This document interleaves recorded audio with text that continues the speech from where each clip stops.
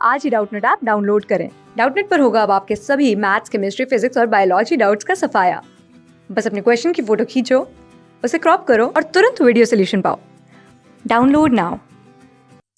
Hello friends, Doubtnut पे आपका स्वागत है। हमारे सामने जो सवाल दे रखा है इसमें हमें बोला है यदि वाई एक्स सरल रेखा हो 2y प्लस एक्स बराबर में 6, 5x माइनस में 6y बराबर में 30 से घिरे क्षेत्र में एक बिंदु एक्स वाई है तो y छोटा है 1 से, इसके होने की प्रायिकता किसके बराबर।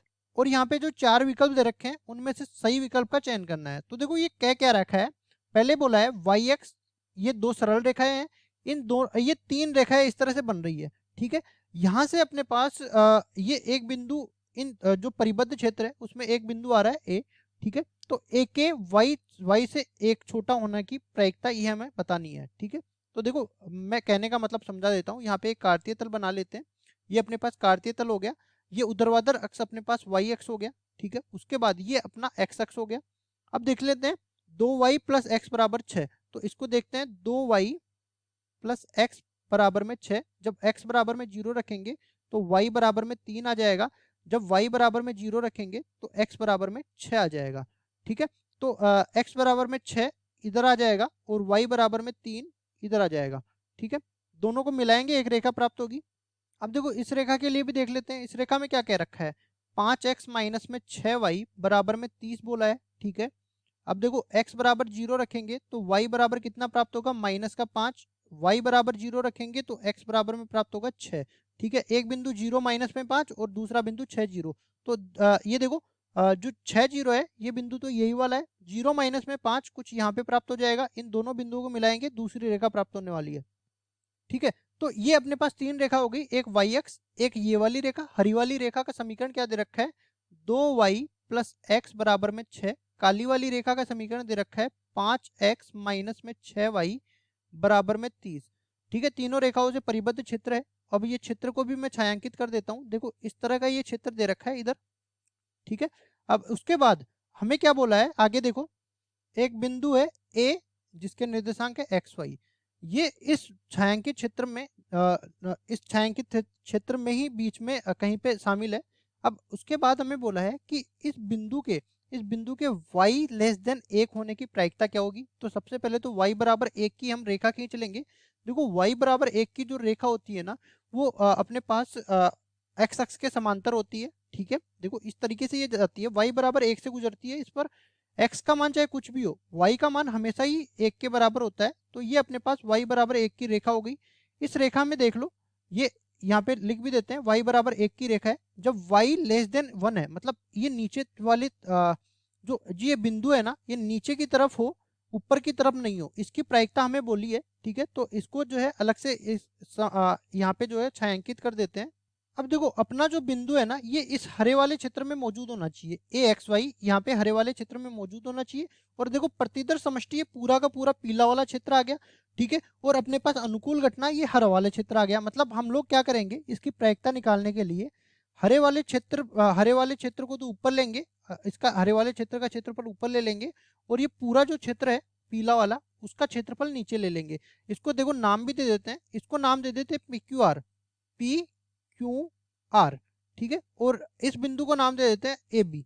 ठीक है, मतलब यहाँ पे ऊपर लिख देते हैं, अगर मेरे को ए एक्स वाई छोटा है 1 से, क्षेत्र में होने की प्रायिकता, क्षेत्र में होने की प्रायिकता, ये प्रायिकता किसके बराबर हो जाएगी। मैंने कहा कि ऊपर वाला क्षेत्र है हरा वाला, इसमें भाग दे देंगे पूरे पीले पीले वाले क्षेत्र का। ठीक है, तो ए पी बी क्यू चतुर्भुज ए पी बी क्यू, इसका क्षेत्रफल और भाग किसका लगेगा, त्रिभुज त्रिभुज पी क्यू आर का क्षेत्रफल, त्रिभुज पी क्यू आर का क्षेत्रफल, इसका भाग लग जाएगा। ठीक है, अब देखो यहां से इसकी प्रायिकता को हम लोग मान लेते हैं पी वाई छोटा है 1 से। अब देखो ये वाला बिंदु भी हम लोग यहाँ पे लिख देते हैं, ये 0 माइनस में 5 है।